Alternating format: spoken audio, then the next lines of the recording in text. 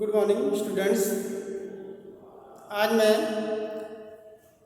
Class 10th geography का जो first chapter चल रहा है उसमें संसाधन और विकास में संसाधन का विकास, डेवलपमेंट एंड रिसोर्सेस के बारे में बताऊंगा। जैसा आपको पता है कि संसाधन जिस प्रकार से मनुष्यों के जीवन यापन के लिए अति महत्वपूर्ण होता है, उसी प्रकार से जीवन की गुणवत्ता बनाए रखने में संसाधन एक अपनी अलग भूमिका निभाता है। और ऐसा माना जाता है कि संसाधन प्रकृति प्रदत्त है और वो सभी संसाधन जो प्रकृति प्रदत्त हैं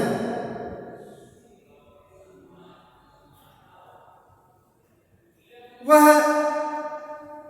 धरातल पे या धरातल के आंतरिक भाग में निष्क्रिय रूप में पाए जाते हैं।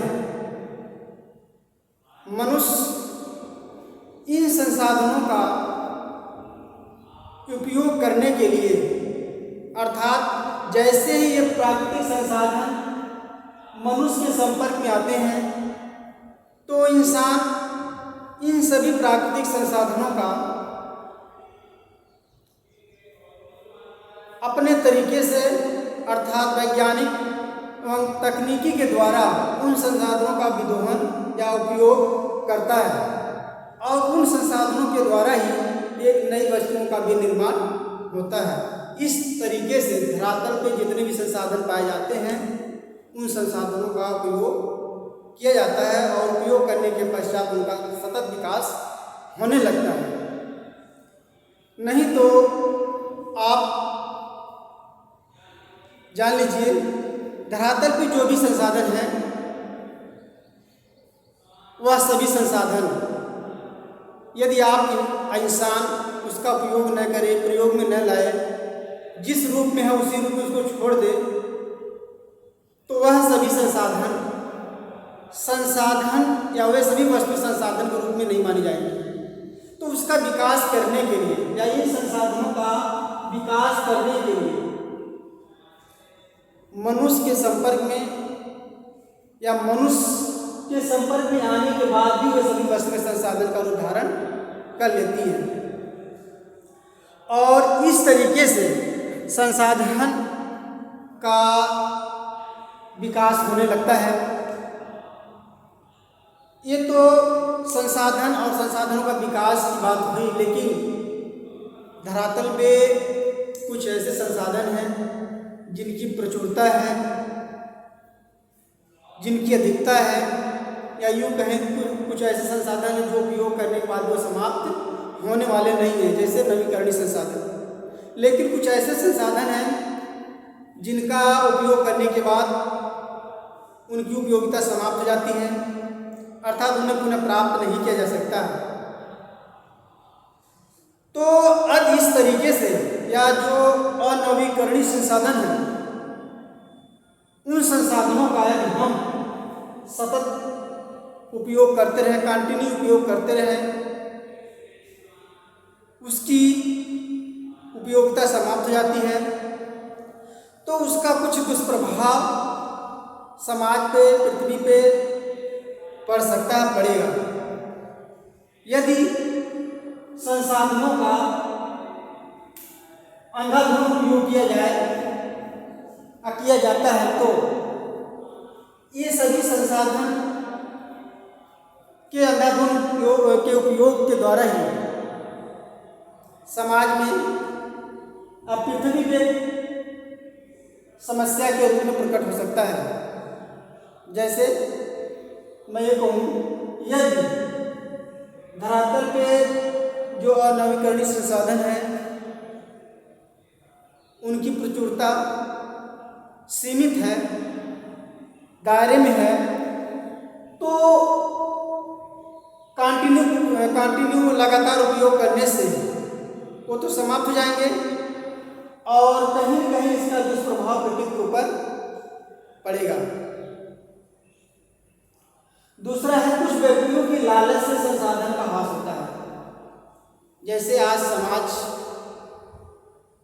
पे मनुष्य एक भौतिक या भौतिकवादी जीवन जीना चाहता है, या यूँ कहें सभी भौतिकवादी हो चुके हैं। सभी अपने को कंफर्टेबल करने के लिए, अपने को आरामदायक बनाने के लिए, अपना जीवन सुखमय बनाने के लिए अधिक से अधिक संसाधनों का उपयोग करते हैं ताकि उनका जीवन सुदृढ़ हो सके और आने वाला फ्यूचर उनके लिए या उनके भविष्य के लिए सुरक्षित हो सके। लेकिन वो तो अपने फ्यूचर को बनाए, अपने परिवार, अपने समाज, अपने विकास करने के लिए ऐसा करते, लेकिन कहीं कहीं इसका या ऐसे संसाधनों का दुरुपयोग होने से उनकी जो प्रचुरता है वह समाप्त होगी और उसका दुष्प्रभाव प्रकृति के द्वारा हर व्यक्ति उसको झेलेगा। संसाधनों का गलत बंटवारा। देखिए, समाज में गरीब और अमीर, गरीब और अमीर दो रूप में लोग पाए जाते हैं। उसी तरीके से राष्ट्र भी है, कुछ राष्ट्र बहुत गरीब है, कुछ राष्ट्र बहुत अमीर है। तो गरीब और अमीरी का मतलब ये नहीं है कि, या गरीबी और अमीरी का मतलब हम यह लगा सकते हैं कि कहीं कहीं या किसी राष्ट्र में संसाधनों की बहुत ज़्यादा बहुलता है और उस बहुलता की वजह से वह संसाधन आर्थिक दृष्टि से बहुत संपन्न माने जाते हैं। कुछ राज्य ऐसे हैं जहाँ पे संसाधन, आज जो प्राकृतिक संसाधन उनकी प्रचुरता ना के बराबर है, वह आर्थिक दृष्टि से बहुत संपन्न नहीं होते हैं, अर्थात वो बहुत गरीब होते हैं। तो जैसा जिस राष्ट्र में संसाधन की बहुलता होगी, कमी होगी, वहाँ के अर्थव्यवस्था उसी के अनुरूप होती है और साथ ही साथ वहाँ के लोग भी उसी के अनुरूप पाए जाते हैं। जैसे देखा जाए, जो गल्फ कंट्री बार बार इस अध्याय में नाम आ रहा है, आता ही रहेगा। क्यों? क्योंकि वह छोटे छोटे राष्ट्र हैं, देश हैं और वहाँ पे खनिज संसाधन, खनिज पेट्रोलियम की बहुलता है, प्रचुरता है, जिसके वजह से वो एरिया में कम होने के बावजूद भी आज आर्थिक दृष्टिकोण से बहुत संपन्न है। और भारत जैसे विकासशील कंट्री एरिया में विश्व में 7वें नंबर पे है, लेकिन यहाँ संसाधन और उसकी प्रचुरता नहीं है, जिसकी वजह से वह आर्थिक दृष्टि से संपन्न नहीं है और उसी के अनुरूप यहाँ के लोग भी उतने गरीब और अमीर हैं। तो इस प्रकार से जो संसाधनों का जो बंटवारा हुआ है, ये तो राष्ट्र की बात हुई, किसी राष्ट्र में अधिक है, किसी राष्ट्र में कम है। उसी तरीके राष्ट्र में यदि हम बात करें राज्यों की, कहीं पर किसी राज्य में संसाधन बहुत अधिक हैं या खनिज संसाधन बहुत ज़्यादा पाए जाते हैं, लेकिन कुछ ऐसे राज्य हैं जहाँ पे कुछ भी संसाधन नहीं, प्राकृतिक संसाधन नहीं पाया जाता है। तो प्रकृति भी, इंसान तो नाइंसाफी किया ही है, लेकिन साथ साथ प्रकृति भी लोगों के साथ, देश के साथ नाइंसाफी किया है। किसी देश को बहुत ज़्यादा प्राकृतिक संपदा से संपन्न कर दिया है, तो किसी राष्ट्र को बहुत ज़्यादा खाई में ढकेल दिया, अर्थात तो बहुत ज़्यादा वहाँ पे संसाधन, प्राकृतिक संसाधन नहीं पाए जाते हैं।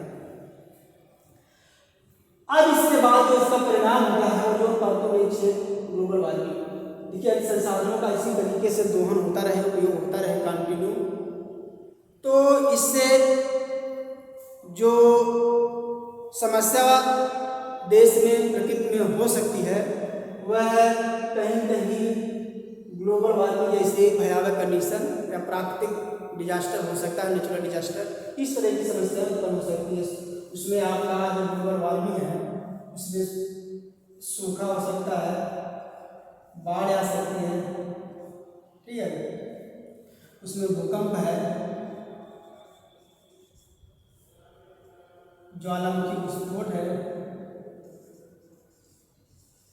ये तरह तरह की प्राकृतिक आपदाएं आने का शक बना रहेगा। तो इस तरीके से संसाधनों का या प्राकृतिक संसाधनों का अंधाधुंध उपयोग करने से एक तो उसकी जो प्रचुरता है समाप्त होगी, साथ ही साथ इसका जो प्रत्यक्ष प्रभाव पड़ेगा धरातल पृथ्वी पे, वह सभी जीव प्राणी इससे प्रभावित होंगे। लेकिन हमने बताया चाहे अमीर देश हो चाहे गरीब देश हो, अमीर देश तो संसाधनों का अंधाधुंध उपयोग करता है, वो अधिक से अधिक प्रदूषण को फैलाता है। तो इसका प्रभाव यह नहीं है कि मतलब वह अमीर देश ही से प्रभावित होगा, उसका कोई पड़ोसी राज्य गरीब है, देश गरीब है, तो उसकी अपेक्षा वह ज़्यादा प्रभावित होगा। क्यों? क्योंकि वह ऑलरेडी या पहले से बहुत ज़्यादा गरीब है, और जो आर्थिक दृष्टि या जहाँ प्राकृतिक संसाधन की प्रचुरता है, संपन्नता है, या आर्थिक दृष्टि बहुत मजबूत है, तो उस समस्या को आसानी से झेल सकता है, झेलता है। तो यानी उपयोग करता कोई और है, प्रभावित कोई और होता है। ये नहीं कि प्रकृति उन्हीं लोगों को इस तरह की समस्या या वहीं पर इस तरह की समस्या हो जहाँ के लोग इस तरह के उपयोग करते हैं, जो ऐसे प्रदूषण को प्रोड्यूस करते हैं, ऐसा संभव नहीं है। तो इससे पूरा देश, पूरा विश्व प्रभावित हो सकता है, इस संसाधनों का इस तरह से अंधाधुंध उपयोग हुआ। तो अब इसके बाद हम लोग आते हैं, तो इस तरह की समस्या विश्व लेवल पे होती है, तो उससे हम लोग निजात कैसे पा सकते हैं। तो समय समय पे देश में तमाम विकास संबंधी योजनाएं लागू की गई। तो उसमें जो पहला कदम था सतत पोषणी विकास। देखिए, जो सतत पोषणी विकास है, इसका मुख्य उद्देश्य यह है कि जो संयुक्त राष्ट्र संघ है, इसके तमाम देश का सम्मेलन होता है, और उस सम्मेलन में यह निर्धारित किया जाता है कि जो गरीब और अमीर राष्ट्र विश्व में हैं, उन गरीब राष्ट्रों का विकास किस तरह सुनिश्चित किया जाए, या इस तरह के प्राकृतिक संसाधनों का जो विदोहन हो रहा है, ऐसे प्राकृतिक संसाधनों के विदोहन से जो समस्याएं देश में, राष्ट्र में, समाज में उत्पन्न हो रही है, उससे किस तरह बचा जा सकता है, वह सतत पोषणी विकास के द्वारा सुनिश्चित किया गया। और उसके तहत रियो डी जेनेरो सम्मेलन, जो ब्राजील शहर में है, ब्राजील देश में रियो डी जेनेरो है, वहाँ पे प्रथम पृथ्वी सम्मेलन हुआ। और उस प्रथम पृथ्वी सम्मेलन में यह निर्धारित किया गया कि जो प्रथम पृथ्वी सम्मेलन हुआ था वह 3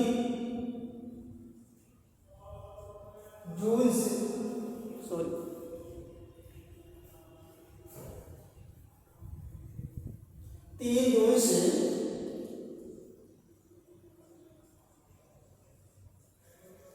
14 जून तक साल 1992 में, मतलब 1992 में शुरू हुआ, 3 जून से 14 जून तक चला था। और यहीं पर 1992 में ही रियो डी जेनेरो सम्मेलन में लगभग 100 देशों से अधिक राष्ट्राध्यक्षों ने इसमें भाग लिया था। और इसमें यह निर्धारित किया गया या यह लक्ष्य निर्धारित किया गया कि जो संसाधनों का अंधाधुंध उपयोग होता है, प्राकृतिक संसाधनों का जो अंधाधुंध उपयोग किया जा रहा है राष्ट्रों के द्वारा, उससे जो उत्पन्न समस्याएं हैं उसको कम किया जाए और जो गरीब राष्ट्र हैं, जो गरीब कंट्री हैं, उनके विकास के लिए नई योजनाओं को लागू किया जाए। तो प्रथम पृथ्वी सम्मेलन यानी पृथ्वी सम्मेलन मतलब क्या, पृथ्वी को बचाइए, जो तमाम प्राकृतिक आपदाएं हैं उससे छुटकारा हमें किस तरह मिले। तो यह समय समय प्रथम पृथ्वी सम्मेलन, द्वितीय पृथ्वी सम्मेलन और तृतीय पृथ्वी सम्मेलन किया गया। तो जो प्रथम पृथ्वी सम्मेलन हमने बताया 3 जून से 14 जून 1992 में शुरू किया गया। इसमें प्राकृतिक समस्याओं से निजात पाने के लिए योजनाएं बनाई गई। और दूसरा जो पृथ्वी सम्मेलन था 23 जून से 27 जून 1997 को द्वितीय पृथ्वी सम्मेलन जो 23 जून से 27 जून तक चला। और तृतीय जो पृथ्वी सम्मेलन हुआ था यह एक कहाँ हुआ था, न्यूयॉर्क में, अमेरिका, यूएसए। जो द्वितीय पृथ्वी सम्मेलन था। और जो तृतीय पृथ्वी सम्मेलन हुआ वह 2002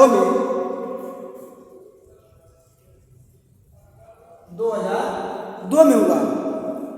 इस पृथ्वी सम्मेलन में 26 अगस्त से 4 सितंबर तक हुआ।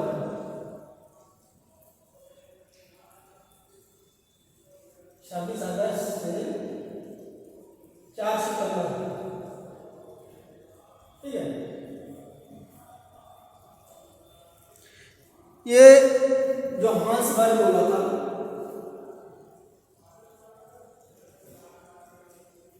जोहान्सबर्ग जो दक्षिण अफ्रीका में पड़ता है, ठीक है। तो इस तरीके से पृथ्वी को बचाने के लिए पृथ्वी सम्मेलन समय समय पर किया गया। और 1992 में ही एजेंडा 21, ठीक है, एजेंडा 21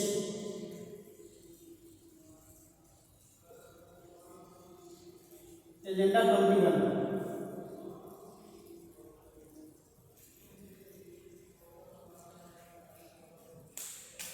21 जो प्रथम पृथ्वी सम्मेलन हुआ था 1992 में,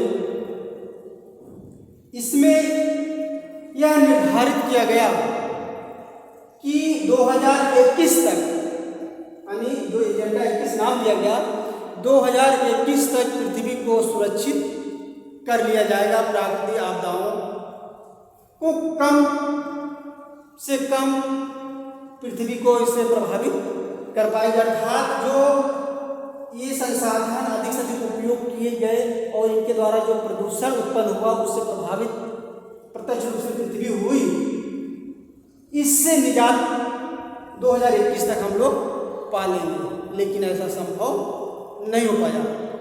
क्यों? क्योंकि जो पृथ्वी सम्मेलन हुआ उसमें हमने बताया, उसमें विकसित और विकासशील राष्ट्र सभी देशों के राष्ट्राध्यक्षों ने भाग लिया, लेकिन